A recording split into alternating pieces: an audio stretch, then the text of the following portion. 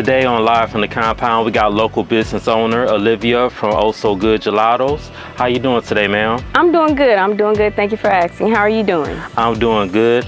Well, let's kick things off with your story. How did you first get into the world of entrepreneurship? Well, I've always wanted to be an entrepreneur. I've always liked the idea of doing what makes me happy, being able to create anything that comes to mind. I love connecting with people, and I love just being able to do what I like when I like. To my understanding, Oh So Good began as a passion of your husband's. What was your role in bringing it to life, and what did that first leap into business ownership teach you? So my role was the managerial position, pretty much. I was able to look for the perfect location for us, and from there, we just continue to grow, continue to grow pretty much. What was it like opening your first business here in Douglas, Georgia? Any surprises, good or bad, that shaped your experience? Well, it was very exciting, to say the least. It was a great experience. We've gotten a lot of love and support from the community, from the locals, whether it be newcomers or regulars. They love the variety that we offer and just how delicious our products are. What do you think makes the gelato shop so special and keeps people coming back? Well, I would say number one, our customer service. A lot of people say that I have a very bright and energetic spirit. And we always want to make people feel welcome. And like I said, they love the many flavors that we have to offer. It's very different. What's the most popular flavor, and do you have any personal favorites that always makes you smile? So I love when people ask me this question. Butter pecan would be our most popular favorite. Okay. I guess you can tell by us being here in the South. I say butter pecan. A lot of people say butter pecan. And my favorite is chocolate hazelnut. So I always tell people when we open, I ate a whole pan of chocolate hazelnut. It's my ultimate favorite. It's delicious. Well, how do y'all stay creative when it comes to new flavors or any seasonal offerings? Like, what's your process like? So me and my husband, we tend to just brainstorm pretty often. Now, I'm a foodie. My husband, he tends to stick with the classic flavors or classic foods, but I like to just put different things together and see what meshes well, and whatever our customers ask for, we try to bring. Is there any fun or heartwarming customer stories that stick with you? So directly after the hurricane, it was a very despair time, and so being able to have some of the ingredients still on hand during that time was very heartwarming, and it was very much so a blessing. We were able to provide a lot of smiles to people during that troublesome time, and I would say that was a very heartwarming period.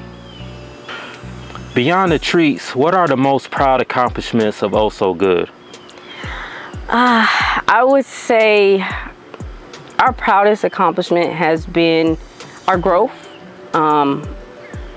where we came from, how we started, our teamwork. Me and my husband, we already make a great team, but being able to do that in the business world, it says a lot. So yeah, our growth and just pretty much our growth. I'm very interested in knowing, how have you approached marketing and what works well to get people through the door? Now that's good that you asked that. We are on Facebook, we're on Instagram, we're on TikTok. We don't use it as much, but Facebook has been the number one approach that works the best. That, and I would say word of mouth. That has really worked out for us. Do you handle the branding and promotion yourself, or is it like a team effort? I do it all myself. I do. I tend to get some ideas from the internet, and then once again, like I said, just brainstorming, and it really just depends on the next item that we're coming out with. You being a co-owner with your husband, what's the secret to maintaining a strong partnership in both business and life? I would say communication. Communication is key. I know you've heard that numerous times. As long as we can communicate the ideas that I have, the ideas that he has, and we can just come to an agreement, that has really brought us a lot of success. And once again, I in addition to the Most High, I have to put the Most High first. Now that you're an entrepreneur, how do you actually manage your time and responsibilities between your shop and just your personal life? What is a typical day like for you? Well, the shop is pretty much my personal life. I enjoy it very much so, but a typical day is waking up, of course, making breakfast for my family, getting ready to go to the shop and get open. I try to take at least an hour or two to prepare, and I'm creating, marketing. I'm posting on Facebook. If there's a flavor that needs to be made, I may make a flavor, and just making sure that I can please our customers pretty much. And then at the end of the day, close the shop up, make dinner. I know it's quite a bit. You wouldn't think that one person could, do all of this and run a business, but like I said, hey, with the Most High, I'm able to get all these things done. If you can go back, is there anything you would have done differently when starting out your business? I'm very eager to do the things that I have interest in. I'm pretty sure a lot of us are like that. I would have loved to start it much sooner, but I think the timing that we started it was perfect. Yeah, because if we would have started it much sooner, we may not have been prepared as much as we were when we did open. So, being a lady in the business world, have you faced any unique challenges, and if so, how have you worked through them? I can't say any unique challenges. Pretty much just, every day is not gonna be a perfect day. I think that we all have different challenges, but specific to me, sometimes the dishes might fall. Sometimes I might spill some ice cream as I'm making it. Or I might drop somebody's cone on accident and I have to, remake it, doing the best I can to please our customers.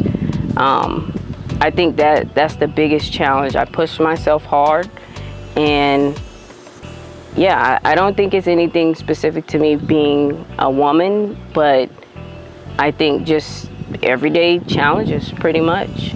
Always trying to perfect something.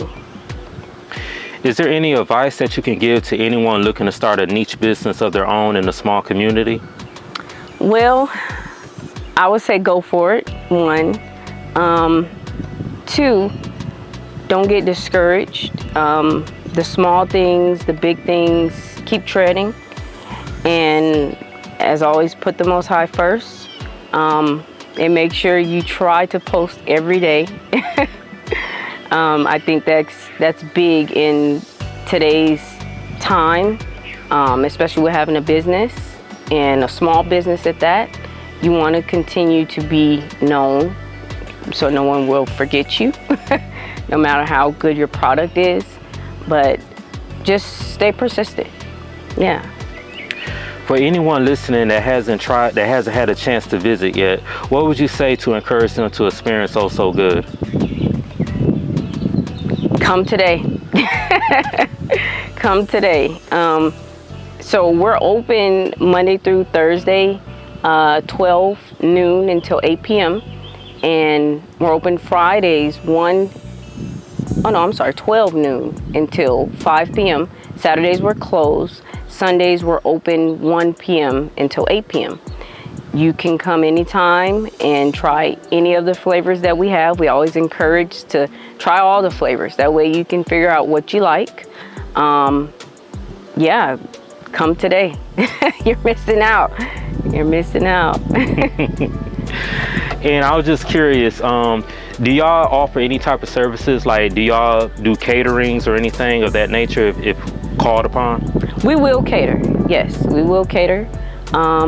It just depends on what you're interested in. And we also will allow you to choose the flavors that you're interested in. So if you're interested in chocolate hazelnut, we'll make that, allow you to sample it, see if that's what you want for your party or event, and then we'll move forward from there.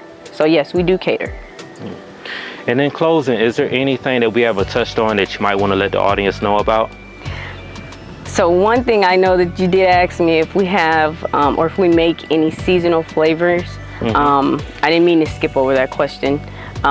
We do make like, the typical pumpkin spice. We do make the typical pumpkin spice during fall. We'll make an eggnog during the holiday season. We're considering making apple pie. I know that's kind of more of the warmer seasons, like the cooler season, maybe around winter time. So yeah, we'll like to make those flavors again. But yeah, I really appreciate you bringing me out and interviewing me today. I appreciate you stepping out, and I'll hopefully have you back soon if y'all have any new additions to talk about and all that good stuff. And have a blessed and great day. Thank you so much. You as well.